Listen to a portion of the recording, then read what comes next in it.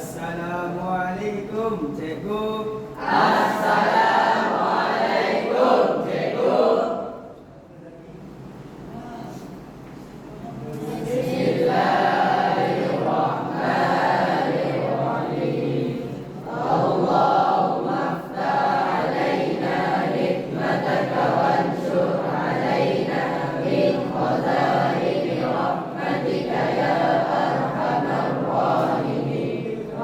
Ishrah li sadri wa yassir li amri wahlul 'uqdatam min lisani yafqahu qawli. Amin. Ya, semua pelajar dulu. Oke, baik. Oke, hari ini kita akan belajar tajuk kebakaran. Oke, kita akan belajar tajuk kebakaran. Oke. Siapa tahu apa itu kebakaran? Semua tahu kan kebakaran kan? Siapa pernah nampak kebakaran depan mata? Kata. Oh. Di mana? Siapa rumahnya pernah terbakar? Tidak pernah. Alhamdulillah. Harap-harap kita yang pernah rumahnya terbakar. Oke. Jadi hari ini kita akan belajar tentang kebakaran.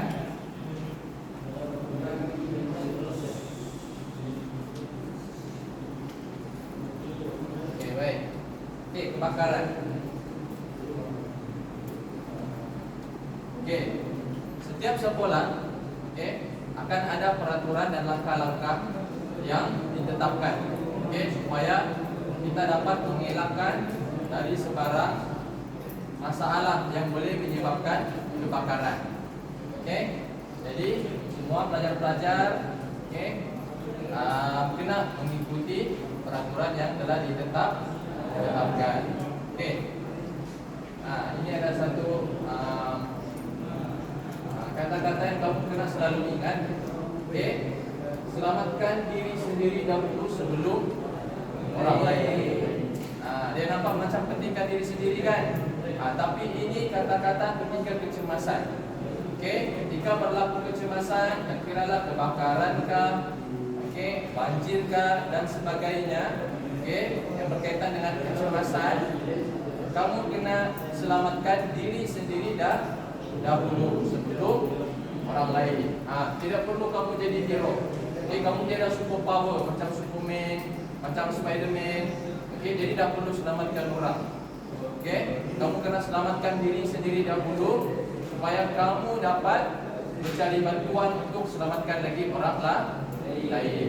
Nanti kau pergi selamatkan, contoh ada kebakaran, kau pergi selamatkan, rasa dua-dua kamu terbakar. Jadi bagus lagi ada yang satu orang yang selamat. Faham? Pertama kita akan tengok apa punca-punca kebakaran sebenarnya. Sebelum kita lebih lanjut, macam mana cara kita mengatasi kebakaran dan sebagainya, kita akan tengok apa punca-puncanya. Jadi kalau kita tahu punca-punca, kebakaran, kita akan dapat mengatasi dan kita akan dapat mengelakkan daripada kebakaran berlaku. Faham?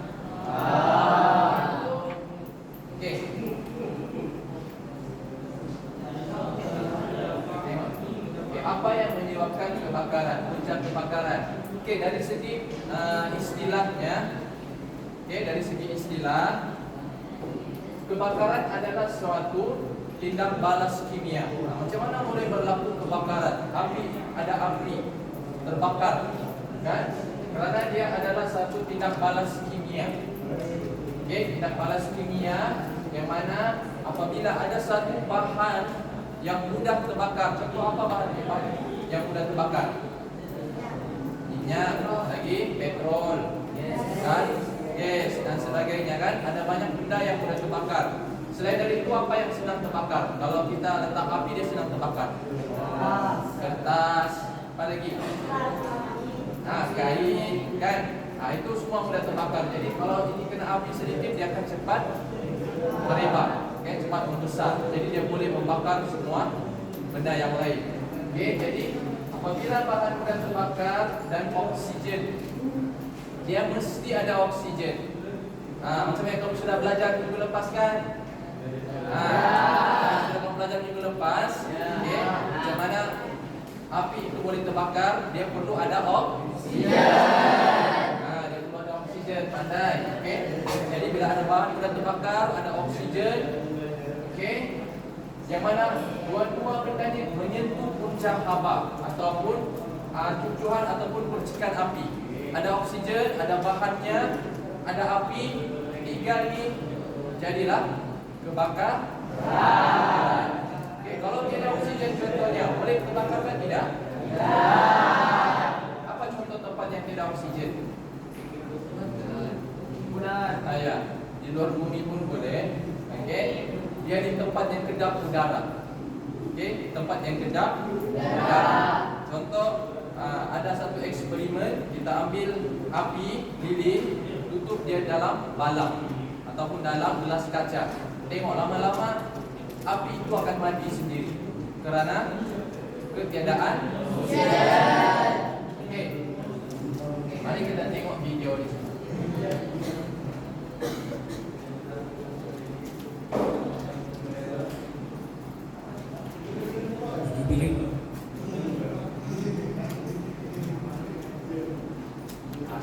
Ini contoh kebakaran yang berlaku di Bangunan sekolah menengah kebangsaan SMK Pasir Gudang 3 terbakar 9.27 pagi Selasa 30 Jun.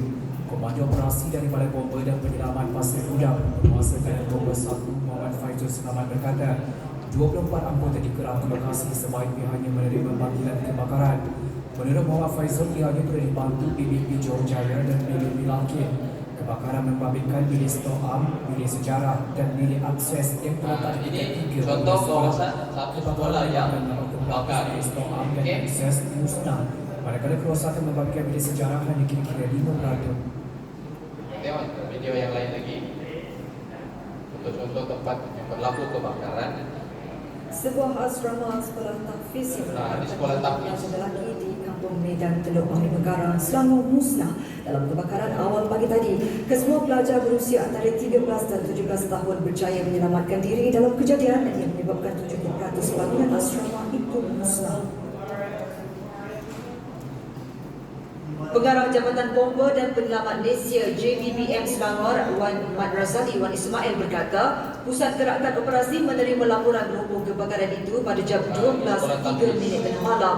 Seramai 18 anggota termasuk pegawai digerakkan ke lokasi kejadian dan kebakaran berjaya dipadamkan pada jam 12.54 tengah malam. Kebakaran melibatkan sebuah asrama lelaki jenis bangunan struktur terbuka kelas A dan tidak melibatkan mangsa. Semasa kejadian terdapat 20 penghuni di asrama itu. Bagaimanapun mereka berjaya menyelamatkan diri masing-masing dan tiada kecederaan dilaporkan. Punca. Jadi alhamdulillah, walau semua pelajar selamat.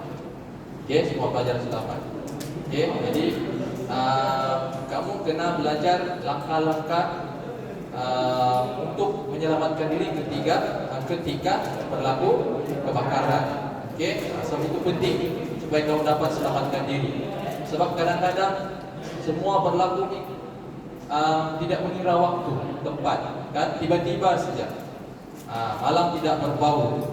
Jadi kita kena sentiasa menyiapkan diri. Kita tengok lagi satu video ni. Ini yang baru-baru ni tahfiz juga, tapi sangat menyayat hati sedikitlah. Okey. Tadi semua dapat selamatkan diri kan?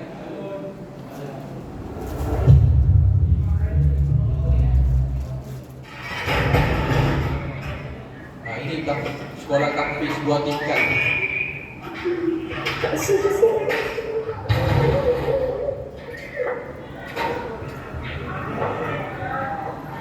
Kalau dapat dengar suara budak-budak itu tak dapat keluar. Sebab kecil dia punya kawasan. Ada beberapa orang saya selamat, yang lain tak selamat. Kan? Bunyi budak-budak kecil ini. Cuma juga sudah lakukan orang. Tak sudah lakukan orang lagi. Ya Allah.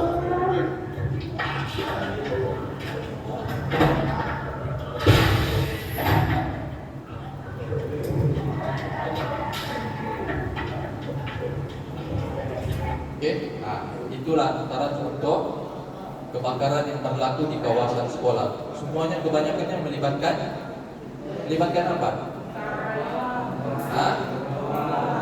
Bukan, melibatkan kawasan apa tadi? Asrama. Kebanyakan sekolah asrama. Dulu ada satu kes di sekolah sana yang di tepi SMK Munibah, bukan SMK apa nama dia, tepi jalan tu. Lepas Gunggung tu apa nama dia? Elopura 2. SMK Elopura sana asrama juga yang terbakar. Sebab banyak punca-punca yang dalam asrama ni menjadi punca-punca kebakaran.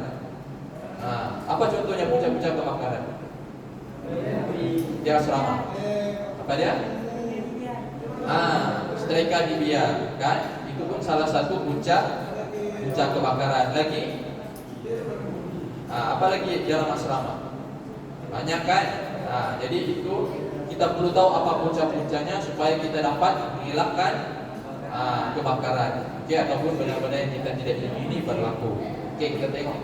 Ini antara punca-punca yang kebiasaannya, okey, menjadi punca menyebabkan kebakaran. Okey, yang pertama itu apa? Bila peralatan memasak terlalu panas, okey, benda itu akan terbakar. Contohnya macam kuali itu, dia akan menghasilkan api yang besar, kan? Bila api besar, mungkin dia akan menyambar benda-benda yang mudah terbakar. Okey. Yang kedua itu apa? Berlaku lintas pintas. Okey. Berlakunya lintas pintas menyebabkan ada spark elektrik. Tahu spark elektrik?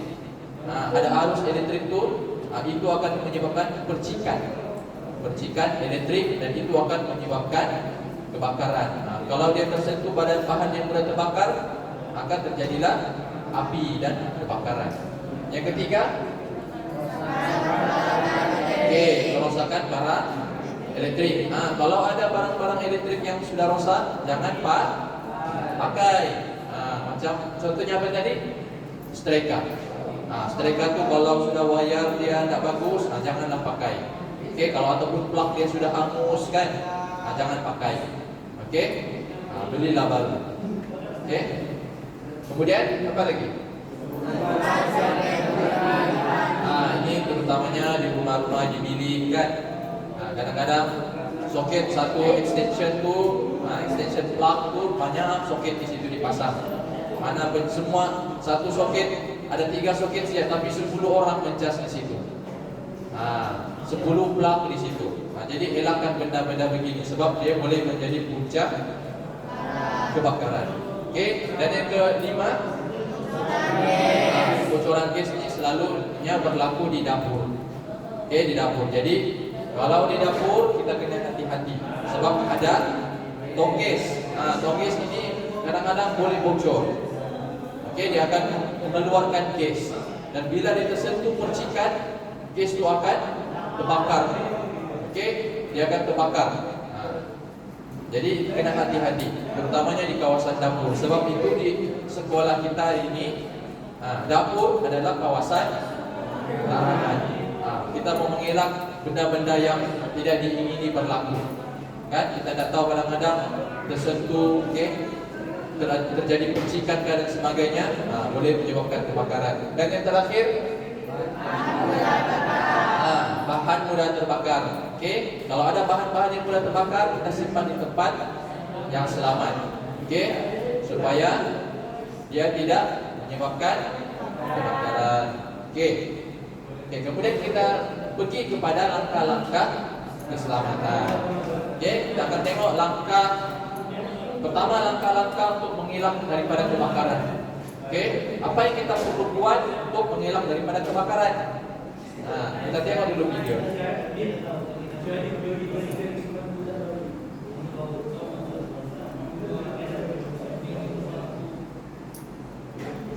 Kebakaran! Jom kita keluar ke depan. Tak boleh keluar. Kebakaran!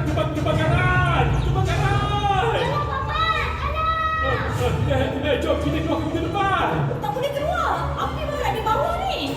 Ni atas. Kenapa tak boleh buka gerai?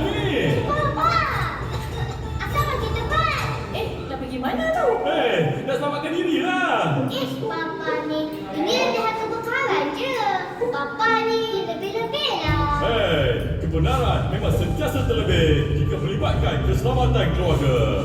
Amalkan latihan kecemasan untuk keselamatan. Betul tak pakar. Kalau di sekolah dan di tempat kerja ada latihan kebakaran, kenapa tidak di rumah? Betul tu. Pastikan anda semua tahu jalan keluar dan grill boleh dibuka. Letakkan kunci di tempat yang diketahui keluarga. Sediakan alat pemadam kebakaran dan untuk membetulkan, gunakan tangga. Elak gunakan lem ketika kecemasan. Ingat dan simpan nombor-nombor kecemasan. Sayangi keluarga, utamakan keselamatan mereka. Mari mulakan latihan kebakaran bersama kebenaran. Kebenaran. Okey. Siapa tahu kartun apa itu? Siapa nama dia tadi pakcik tu? Papa Zola, semua tengok ni. Okey. Jadi apa yang kamu dapat dari video itu tadi? Apa langkah-langkah yang perlu dibuat? Siapa boleh bagi? Tidak mengikuti, tidak menggunakan lift. Okey, tidak menggunakan lift sekiranya berlaku kebakaran. Sebab ditakuti kan lift kan dia pakai kabel. Kalau terbakar, mungkin kabel terputus dan sebagainya, jatuh. Jadi banyak benda yang buruk. Okey, kita mau elak. Jadi elakkan guna lift, pakai tangga aja. Okey, selain daripada itu apa lagi? Apa lagi tadi Papa sudah bagi tahu? Sediakan alat pemadam api. Okey. Dan yang terakhir apa tadi?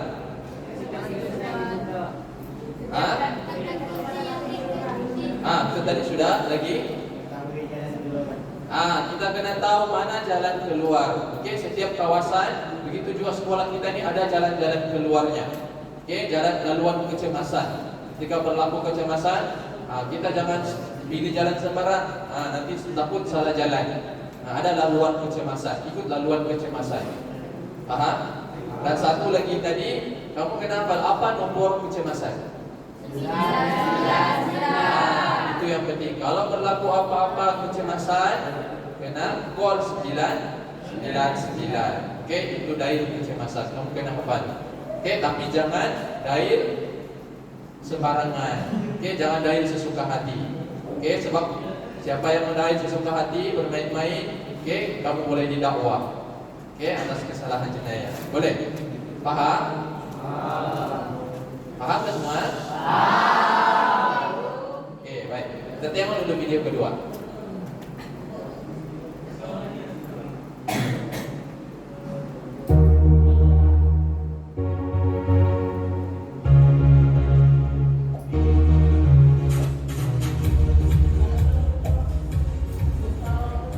Harry dan Kelly sedang memasak. Dengan tiba-tiba berlaku kebakaran. Sally, apabila berlaku kebakaran, apa tindakan anda? Kebanyakan kebakaran boleh dipadamkan di dekat awal. Tetapi, tahukah penggunaannya? Terdapat 4 langkah cara penggunaannya. Pun cabut keselamatan. 2. Alat pemadam kebakaran api. 3. Squeeze, tekan kulit alat pemadam api. 4. Sweep, layangkan nozzle ke kiri dan ke kanan. Pastikan jarak selamat dari api. Sentiasa memperhatikan angin. Tentukan api betul-betul padam. Jika api tidak dikawal, hubungi Jabatan Bomba di talian 999.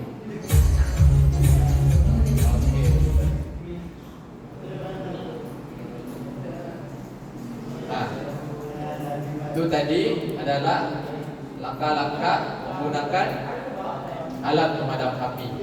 Okey? Sebelum kita pergi sana, nanti lepas ni kita akan tengok secara lebih jelas pasal cara menggunakan alat pemadam api. Sebelum itu kita tengok langkah-langkah menghilangkan kebakaran. Ini ada dalam buku teks kamu.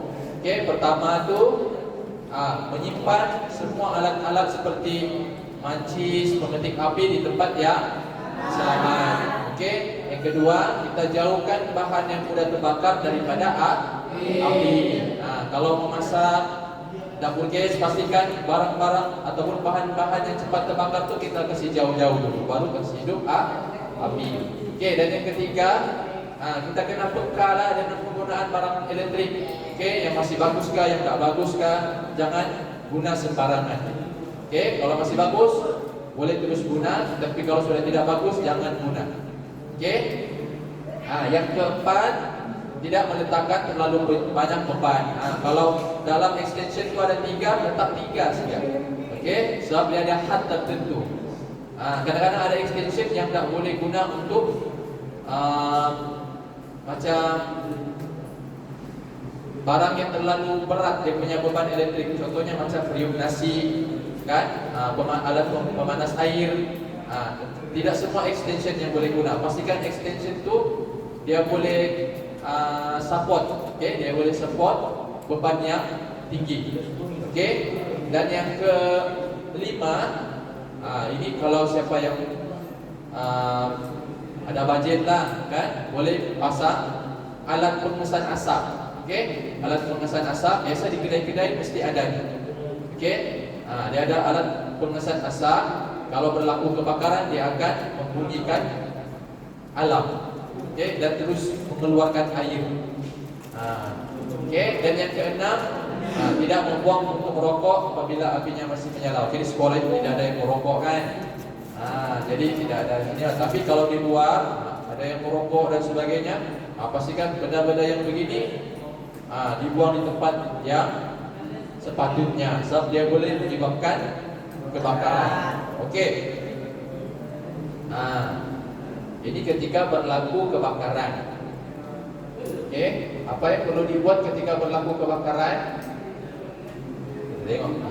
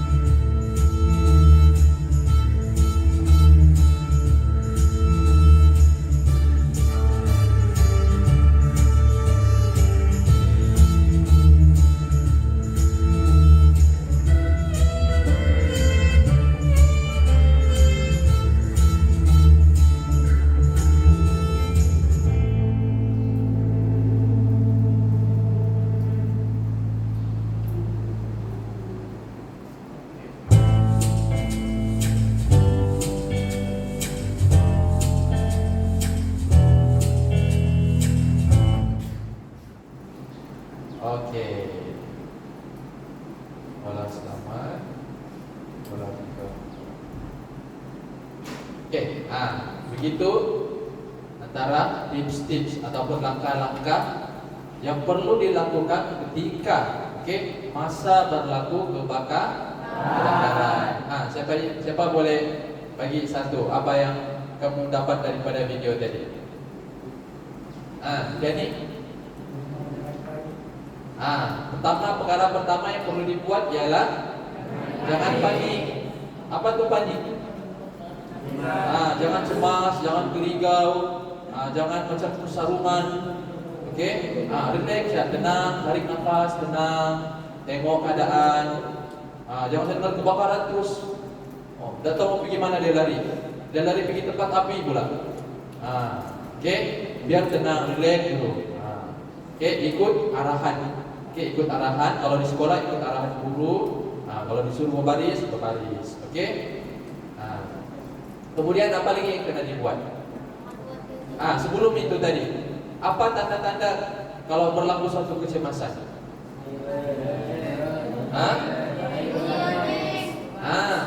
Ada bunyi loceng. Macam mana bunyi loceng dia? Bukan saya suruh kau buat bunyi loceng. Macam mana keadaan bunyi loceng tu? Dia panjang. Bunyi loceng itu panjang dan tidak berhenti. Ada yang panjang kayak berhenti. Macam kadang-kadang kalau ada kau punya cikgu-cikgu yang marah, ada sepanjangnya bunyi loceng. Maksudnya adalah dia tengok sesuatu. Tapi kalau dia panjang tak berhenti, mesti ada kecemasan. Itu petandanya. Di sini pun kita akan bunyikan loceng kalau ada kecemasan dan kita akan bagi berhenti. Itu maksudnya ada kecemasan. Kalau sudah lebih 15 minit, 20 minit tak berhenti sudah, sedia-sedialah, tengok bangunlah. Kalau tengah tidur tu bangun. Yang siren tadi tu tiada lah. Tiada siren di sini. Kita ada loceng di sini. Lagi apa lagi yang perlu kita buat kalau berlaku kebakaran?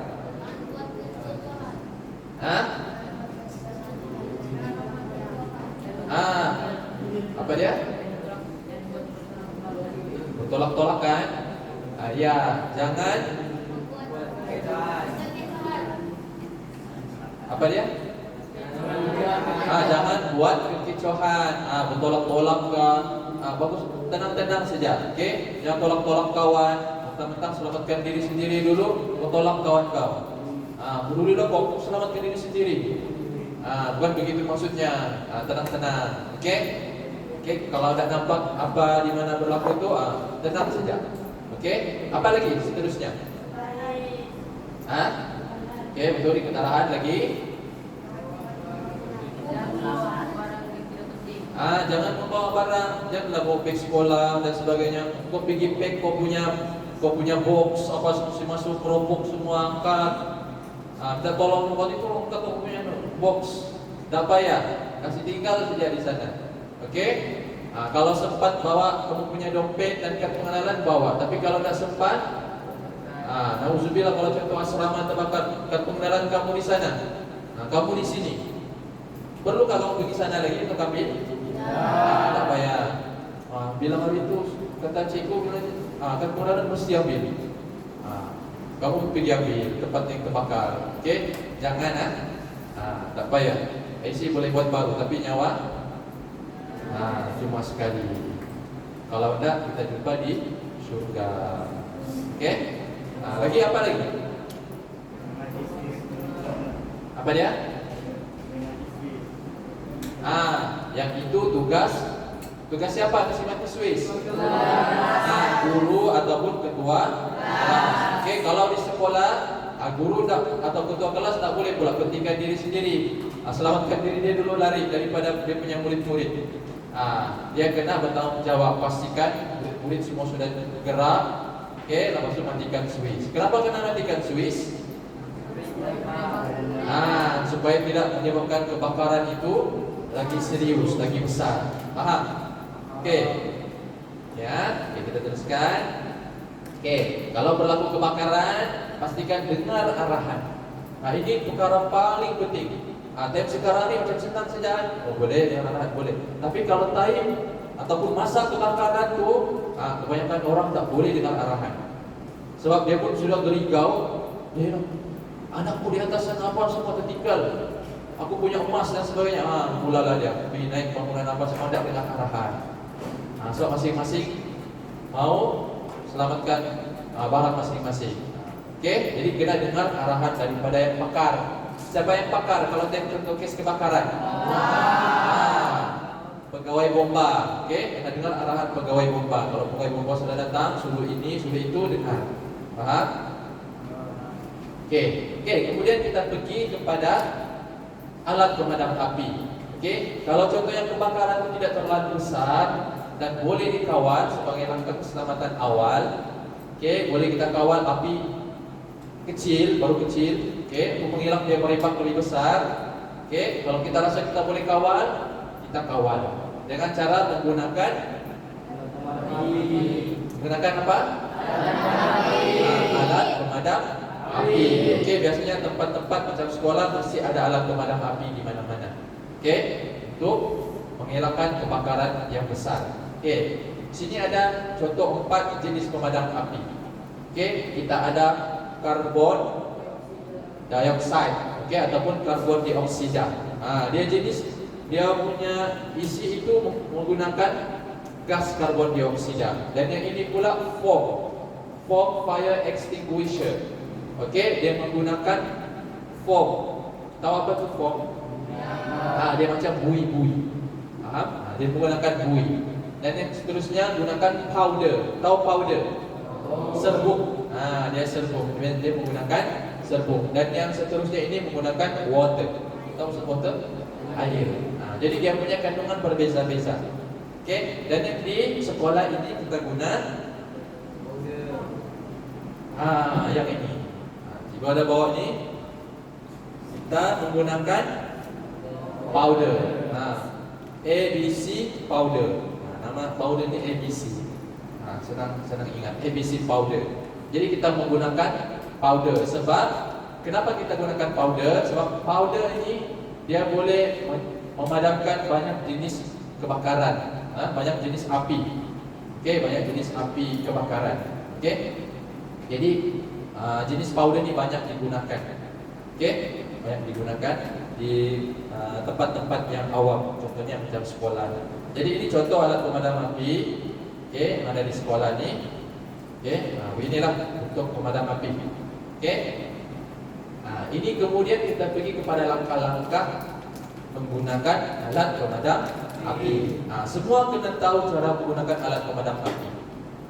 Sebab kadang-kadang bila kecemasan kita tidak tahu siapa yang paling dekat dengan alat pemadam api. Siapa yang paling dekat di situ dia kena ambil pemadam api. Dia kena ambil pemadam api dan bertindak dengan cepat untuk memadamkan api. Jadi semua kena tahu. Okey, ada beberapa langkah. Okey, ada yang ini dia menggunakan teknik. Nama teknik dia PASS. Okey, PASS, PASS. Dia punya apa tu? Dia punya step-step dia. Kita panggil PASS. PASS. Apa maksud P? Pull. Apa yang kita pull? Pull itu apa maksudnya? Tarik. Pull itu bahasa Inggris. Pull maksudnya tarik. Apa yang kita tarik? Pertama pull, kita tarik pin. Mana pin? Di sini ada pin. Okey, setiap pemadam api dia ada pin keselamatan dia supaya alat pemadam api ini tidak sewenang-wenangnya digunakan. Supaya dia tidak boleh picit. Ini kalau kau tekan macam mana pun dia tidak boleh picit. Sebab ada pin keselamatan. Okey, jadi pertama sekali kau jangan pergi pada pokok tekan berhabis. So, kau belum lupa kau mau cabut pin. Cabut pin dulu. Okey, lepas itu yang kedua apa perlu kita buat? Apa maksud A? M. Apa maksud M? Acu. Kita mengacukan, kita aim dia. Tarik ni. Ini pos dia, kita acu di mana? Di mana tempat? Di mana kau acu? Kawan kau? Bukan, di tempat punca kebakaran tu, tempat api tu. Tapi jangan acu di tempat api, yang bukan punca. Contohnya ujung-ujung api kau pergi apa ni, padam. Kau kena pergi tempat punca dia, supaya dia terpadam. Kalau dia punya api yang di atas tu, itu nanti tak pada terpadam itu nanti. Sebab dia punya punca tak terpadam. Okey. Lebih kurang berapa jarak dia? Jangan dekat-dekat, jangan depan-depan api begitu. Pastikan ada jarak. Jarak dia lebih kurang 1 meter ataupun 1.5 meter. Agak-agaklah kalau 1 meter begini. Ukur kau punya bambu sampai ujung jari. Ini 1 meter lebih kurang.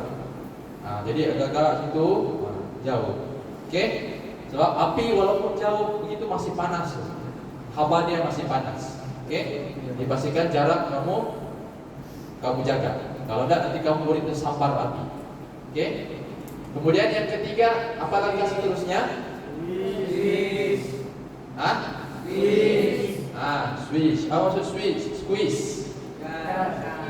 Kita tekan dia. Kalau sudah aim, paling kau tunggu. Squeeze lah, tekan. Disitulah keluar kau punya kehebatan. Dia squeeze dia. Pastikan kamu ada tenaga yang mencukupi untuk tekan dia. Okey? Kau tekan begitu saja kan? Apa yang perlu buat? Sambil kau tekan. Kau sweep dia. Yang keempat, sweep. Apa maksud sweep? Kita masih goyang-goyang dari kiri kanan. Begitu. Jangan statik saja. Kasih goyang-goyang dia supaya semua kawasan yang terbakar itu kena, kena oleh powder itu tadi supaya api boleh terpadam. Itu maksudnya.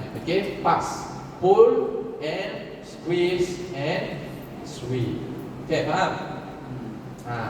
Lepas tu kalau contohnya kebakaran itu di dalam rumah, dalam bangunan kah, pastikan buka tingkap sebab api akan menghasilkan banyak asap. Kadang-kadang ada orang mati bukan sebab kena api, tapi sebab asap. Sebab asapnya tebal, dia tak boleh bernafas. Kebanyakan orang mati sebab asap. Dia tidak boleh bernafas. Faham? Itu langkah-langkah. Kita tengok video ni untuk tengok secara lebih real macam mana cara penggunaan alat pemadam api. Assalamualaikum, salam sejahtera, salam Jabatan Bomba dan Penyelamat Malaysia. Saya Rozlan bin Osman dari Cawangan Program Kesedaran dan Pada kali ini saya akan menerangkan kepada anda berkaitan dengan alat pemadam api dan cara-cara menggunakannya. Baiklah, untuk alat pemadam api ini perlulah diselenggara setahun sekali dan jangka hayat untuk sebuah alat pemadam api adalah 10 tahun mengikut Malaysian Standard 1539. Jadi alat pemadam api perlulah dijaga dan dipelihara daripada kebaikan peralatan tersebut, yaitu seperti nozzle hendaklah tidak rapuh dan tidak tersumbat, dan pastikan jarum menunjukkan warna hijau untuk memastikan tekanan dalam tabung berada dalam keadaan baik, dan pin keselamatan hendaklah berada di tempat seperti biasa dan tidak tercabut. Begitu juga dengan keadaan tabung tidak berkarat dan bersih, supaya notis-notis yang terdapat pada tabung boleh dibaca. Melalui kempen Satu Rapi, Satu Rumah, Satu Alat Pemadam Api, Jabatan Bomba berharap lebih ramai masyarakat di luar sana memiliki sebuah alat pemadam api. Dengan memiliki sebuah alat pemadam api, sekurang-kurangnya kebakaran dapat dicegah di peringkat permulaan. Seterusnya saya akan menunjukkan kepada anda bagaimana menggunakan alat pemadam api. Pertama sekali hendaklah mengingati perkataan PAS, iaitu pull, aim, squeeze dan sweep. Bagi perbuatan pull ialah dengan cara mencabut pin keselamatan. Kemudian aim adalah dengan mencabut hose nozzle dan menghalalkan ke puncak api lebih kurang jarak 2 meter. Squeeze adalah menekan pemicit.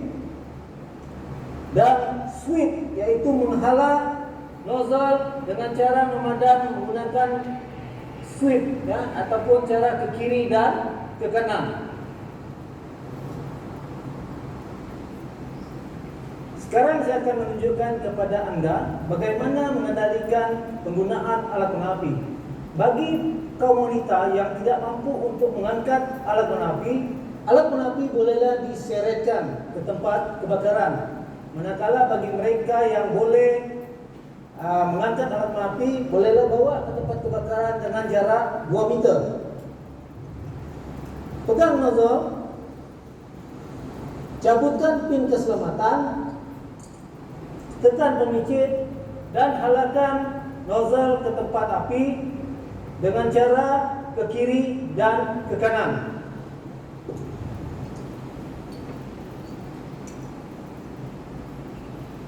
Baiklah tuan-tuan, sekarang saya minta pembantu saya untuk menyalakan api dan saya akan tunjukkan demo pemadaman menggunakan alat pemadam api.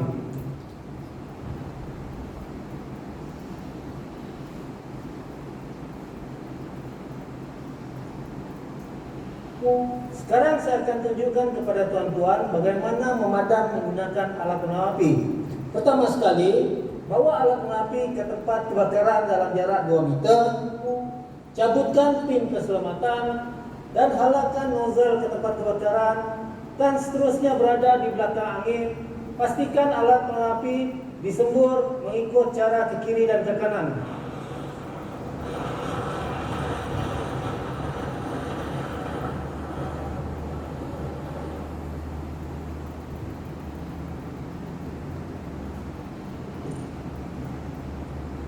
Itulah kebaikan alat pemadam api, dan pastikan dengan mengadakan pemadaman menggunakan alat pemadam api, kebakaran dapat dicegah.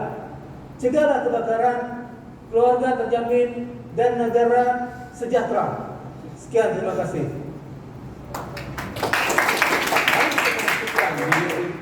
Semoga ya. Okey, terima kasih Abang Bomba. Abang Bomba orang sabar, orang kece. Okey, dia sudah kasih tunjuk kita demonstrasi pemadaman api. Saya cakap tadi 1 meter kan, tapi dia cakap 2 meter. Jadi saya yang salah. Jadi ikut Abang Bomba 2 meter. Satu gini, satu kali lagi. Agak-agaklah dia punya jarak kan. Lebih kurang 2 meter. Okey. Jadi satu lagi tadi tambahan, pastikan kamu padam, jangan lawan angin. Jangan lawan angin. Ikut arah angin. Kalau angin pergi sana, kamu berdiri di situ. Kalau tidak, nanti api akan menyambar kita. Jangan ikut arah api itu. Okey, arah angin. Okey.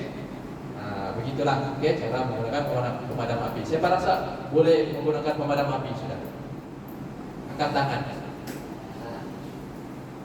Semua rasa boleh guna pemadam api? Okey, tangan. Siapa yang rasa tak boleh? Semua boleh kan? Ini senang sejak cara guna pemadam api. Jadi pastikan sebagai kesimpulan untuk kelas kita hari ini, pastikan kamu tahu apapun, masih ingat punca-punca yang menyebabkan kebakaran dan elakkan apapun benda yang boleh menyebabkan kebakaran. Okey, pastikan menjaga semuanya dan juga sentiasa bersedia setiap masa. Okey. Ada apa-apa soalan sebelum kita mengakhiri kelas kita pada hari ini? Semua faham? Okey, saya rasa itu saja untuk kelas kita hari ini. Okey, kita akhiri kelas kita dengan assalamualaikum, dengan wabillahi taufiq wal hidayah. Assalamualaikum warahmatullahi taala wabarakatuh. Waalaikumsalam warahmatullahi wabarakatuh.